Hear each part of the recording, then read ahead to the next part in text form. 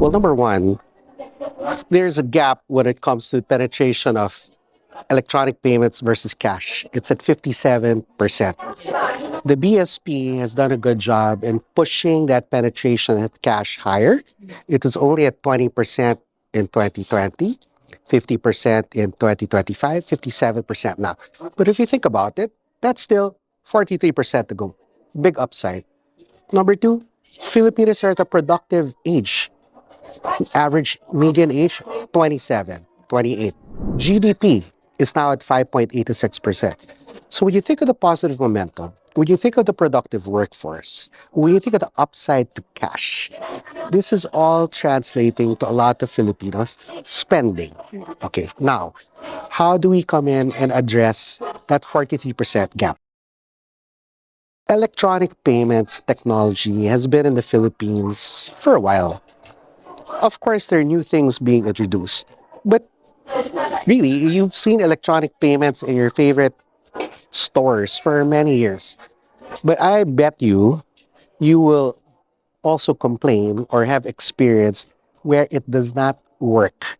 Either the technology doesn't work, the cashier doesn't know what to do with it, or the cashier said, yes, it was working yesterday and it stopped, and so I've just put it under my shelf and it no longer works.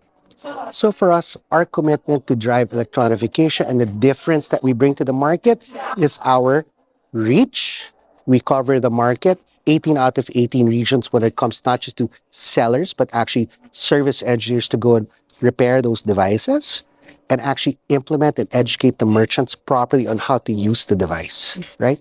Second, we've got the technology that comes in and a team of specialists to say, what is it that will make this self-ordering kiosk work, right? Because you will see, sometimes you've seen self-ordering kiosks with a payment terminal. And yet, when you try to make the payment, it doesn't connect to the terminal.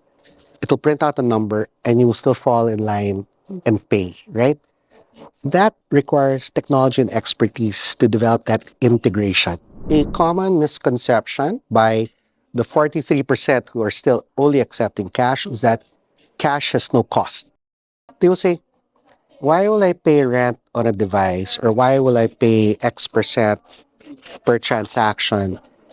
Cash. It's free. It's not free.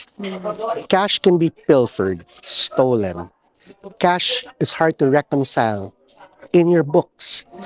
There's time value of money, meaning I'm a store, I collect a lot of cash today. Alam nga naman, dinadala ko yan sa bangko every day. I'll probably wait 2, 3, 4, 5 days, bring my bag of cash or call an armored truck to pick it up or bring my bag of cash to the bank. Meanwhile, what can happen? Pwede kang manakawan, pwede kang ma-hold up.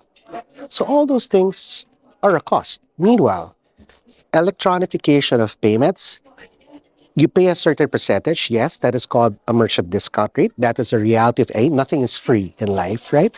But imagine, for what you pay, you get the money deposited in your account next day or day plus 2. So we call it T plus 1 or T plus 2, right? It reconciles. It's electronic. There's no change. So when it comes, you get a statement at the end of the day. So when it comes to reconciling your balance sheet and your ledger and your outstandings and your receivables, everything is now electronified. If you have an electronic software to help you with your bookkeeping, that data can be fed or that data can match. For me, I believe in a pricing strategy that is based on value, not economics. It sounds like a motherhood statement, but I think it is true. In fact, I think that is a challenge right now, particularly in our part of the payment ecosystem.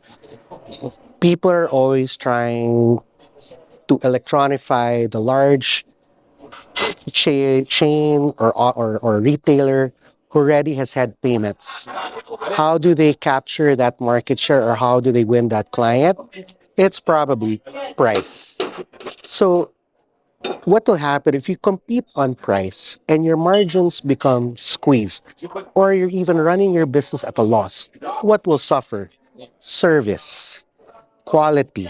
Over time, it is not a sustainable business model, right? So for us, we lead with value.